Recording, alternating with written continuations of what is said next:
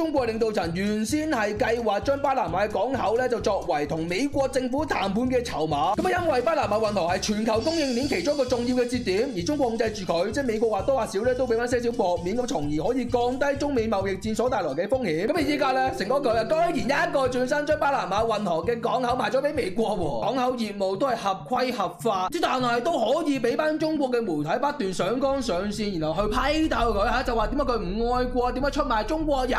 咁即係點樣啦？就即係大聲話俾人聽，一嚟就係香港所謂嘅一國兩制經已作廢，二嚟就係原來國家嘅利益係大於一切，都係大家咋。咁相信大家都知道最近啦，咁李嘉誠旗下嘅長和咧就決定出售佢全球嘅港口業務，咁當中就涉及咗23個國家、43個港口，包括巴拿馬運河兩端嘅港口啊，都出售俾美國公司 BlackRock。咁正因為咁啊，近一個星期李嘉誠都遭受到中國各方面嘅強烈批評，就話佢應該要喺大是大非面前表明立場，做生意都唔能夠只係在商言商，個心裏邊都有祖國，甚至有啲更過分啊，仲話佢一早嘅做法係有可能觸犯國安法啊！我成日都話啦，即係講到自由一樣嘢，其實國安法係最能夠彰顯呢一點㗎，因為點解啊？咪就係因為你有冇見過啲法律係可以自由搬龍門啊？條紅線係可以自由咁樣喐嚟喐去啊？冇啊嘛！啱啲大國安法咧，佢做到啊！你話幾犀利先得㗎？咁我今日就都簡單同大家分享一件事，俾你哋了解下，即係到底今次李嘉誠賣走咗啲港口，尤其是係巴拿馬運河兩端嘅港口啊，又點樣踩親中共條尾啦？即係點解會令到佢哋咁嬲，然後個個走晒出嚟批評李嘉誠咧？喂，咁嚟到最後啊，咁我都會就住一件事去分享一啲我嘅個人睇法嘅 ，OK？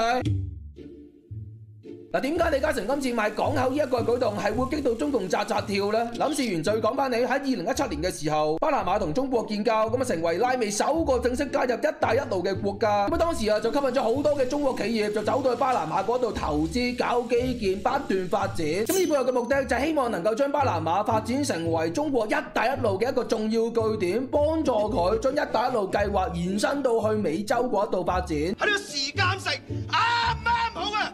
呢個細節我都計算埋嘅。咁但係去到2025年2月嘅時候，巴拿馬總統居然宣布退出一帶一路喎。嚇？喂，唔係啊嘛？點解啊？咁而且李嘉誠仲要喺3月初嘅時候宣布要賣走巴拿馬嘅港口啊！放開你隻手啦！咁所以李嘉誠嘅做法啊，無疑係對中共造成2次創傷。成哥啊真係夠僵啊！咁更加重要就話一個嘅創傷啊，係會直接令到中共陷入咗一種難以逆轉嘅困局。咁一嚟巴拿馬港口喺一帶一路起到好重要嘅作用，而依家突然間失去咗港口嘅控制權同埋主導權，就變相直接宣布巴拿馬嘅一帶一路係正式玩完。咁二嚟啦，就近年有好多中國企業都透過一帶一路喺亞洲、非洲、歐洲佈局港口，形成海上絲綢之路。目的就如我剛才所講，就係想擴張中國嘅政治影響力，甚至係應付中美嘅地緣博弈。咁啊，依家個港口咧，居然係俾成哥賣走，仲要係由美國接手喎。咁啊，當然激到習主席嘔啦。新嚟啦，就係根據《華爾街日報》嘅報導，咁中國領導層原先係計劃將巴拿馬嘅港口咧就作為同美國政府談判嘅籌碼。咁啊，因為巴拿馬運河係全球供應鏈其中一個重要嘅節點，而中國控制住佢，即係美國或多或少咧都俾翻些少薄面，咁從而可以降低中美貿易戰所帶來嘅風險。咁啊，依家咧成嗰句啊，居然一個轉身將巴拿馬運河嘅港口賣咗俾美國喎，即係情況就好似係贏錢唔使咁激動嘅，唔好喊啊老友。點解啊？你唔同我講，你冇問我啊嘛。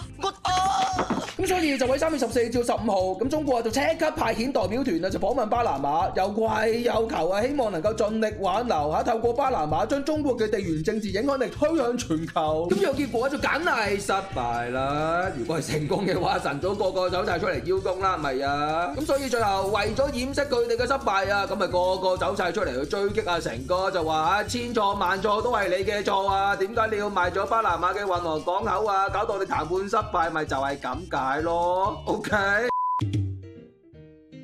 首先，大家想回應嘅就係咁，網上面就見到有好多嗰啲小粉紅啊，又或者中國嘅媒體不斷上綱上線，就話李嘉誠係專登係咪啊？喺一個咁敏感嘅時候特登出售巴拿馬嘅港口俾美國一定係特登啦，咁樣去做鳩中共啦，黐孖筋嘅，搞商業交易啊，尤其是一種規模咁龐大嘅商業交易，喂，你估好似你班人打飛機1分鐘就搞掂啊？咁所以一單嘅交易都唔會係1-2日就傾得成㗎啦，咪搞笑啊？咩特登啫？咁更何況從商業嘅角度即係其實李嘉誠要賣走呢一啲港口業務都係無可厚非嘅喎。一嚟啦，就係一啲港口業務啊，都係屬於長和公司嘅。咁我想問又關你咩事啦？咁更何況咧就話依家佢哋仲可以高價出售喎，我點解唔賣啊？你即係不如俾個理由我啊，好唔好啊？咁二嚟啦，就係根據佢哋集團2024年嘅淨利潤已經下降到171億，低於市場嘅預期。咁啲公司嘅管理層亦都表示啊，地緣政治風險同埋全球貿易環境嘅不確定性係對業務造成一定壓力。咁所以今次李嘉誠一早嘅做法啦，話咁都係風險管理嚟嘅啫，又有啲咩問題啊？三嚟啦，就係隨住中美關係變得越來越緊張，再加上即美國係要收回巴拿馬運河嘅控制權，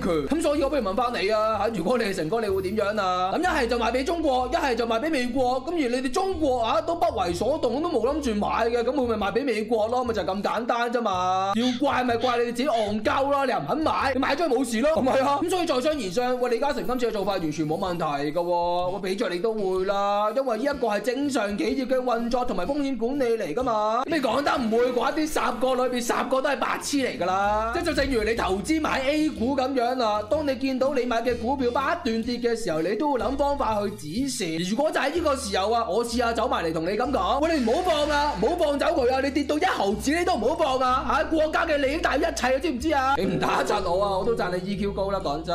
咁所以講到尾，即係點解有咁多人走出嚟批評李嘉誠啊？咁梗係啦，因為啲錢唔係你噶嘛，咁你梗係講得輕鬆啦。但係你試下嚿錢係你啊，喂嚟啊嚇，你夠唔夠薑？依家即刻走去從商，然後將賺翻嚟嘅錢上交去中央啊！嚟啊，縮沙正契弟啊，嗱嚟啊，俾錢100皮，你都無理啊！咁第二個想回應嘅就係，咁喺網上面就見到有好多人都提出一個疑問，就係到底做生意係咪真係只能夠在商言商呢？老實講，我話係就一定呃你噶啦。咁因為喺現實嘅商業世界裏邊啊，係一定關涉到政治、政經、社民環係環環相扣噶嘛。咁更何況以往成哥都有自己講啦，政治同經濟係連埋一齊嘅。政治唔好呢，經濟好都唔能夠長年。咁所以即係成哥佢嘅商業決定啊，或多或少都會影響中美嘅地緣政治。咁但係我真係好想反問啦，到底你中國俾到啲乜嘢成哥啊？係咪可以保護佢免受美國嘅恐嚇威脅啊？冇啊，係乜 Q 都冇啊！咁所以就算喺政治角度去睇啊，咁我真係好想問啊，你憑啲乜嘢人幫你啦？咁最好笑嘅就係網上邊咧有一啲係傻鳩就喺度講到話啊，成哥佢一直以嚟喺中國發展暢通無阻，都係因為中共幫佢啫嘛。咁點解今次佢又唔幫緊中共啊？傻傻地，真係做生意係講互惠互利噶嘛，即係人哋成哥喺中國發展嘅時候冇貢獻㗎，你哋冇着數冇利益㗎。喂，喺80年代啊，即係正當你哋中國改革開放嘅時候，李嘉誠佢係率先走過去中國嗰度投資房地產、港口同埋基礎建設。即係難聽啲講句啊，如果唔係成哥當年大量投資中國啊，你哋會有咁富貴？你喺個閪門拉出嚟就係咁大㗎啦。對唔住啊，你咁所以真唔該你班傻鳩搞清楚一點啊，係冇錯，你可以話中共一直以嚟都有協助成哥佢喺中國發展，話咁之，但係同時成哥都有為你哋賺大錢㗎嘛。咁今次巴拿馬運河港口出售呢一件事啊，嗱，一單還一單啊，喂，一單啊，你哋中共一嚟又唔主動提出交易，又冇為成哥提供經濟價值；二嚟就係當成哥佢腹背受敵，而你哋中共又冇辦法壓制住美國對於港口施加嘅政治壓力，亦即係冇為成哥提供政治嘅價值。咁所以我真係好想再問翻你啦，你憑咩人幫你啫？我就話叫你幫拖你做咩啊？你嬲乜嘢啫嬲？咁囂張嘅底你俾人打啦！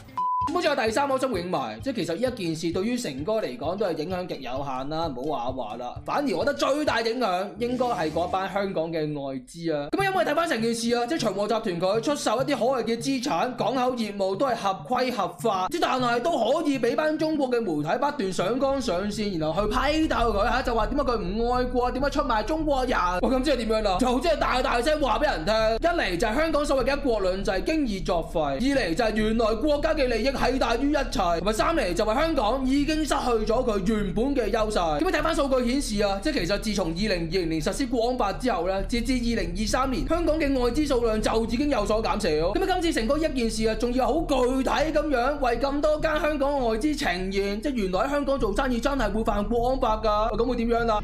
快啲走啦！快啲走啦！走啦，仲冇！咁當然，即係如果你問我香港係咪會即刻死咧，咁梗係唔會啦。咁因為根據2024年嘅數據啊，即係其實香港嘅外資數量已經回升，咁之但係魔鬼在細節。睇翻外資嘅來源啊，其實絕大部分都係嚟自中國嘅，收皮啦。咁所以我只能夠講香港係唔會死嘅，咁之但係你都要預期往後過多5年10年，香港就只會越來越大陸化，分分鐘啊真係同你喺深圳度住冇分別㗎。咁而家再情況，咁我相信咁多位香港人都諗到㗎啦。咁而點解我都會一再強調咧，就係希望即係其他地方嘅觀眾，尤其是喺台灣，我好好睇清楚，昔日曾經係亞洲4小龍嘅國際金融中心，一旦俾中共接手咧，就變到寸草不生㗎啦。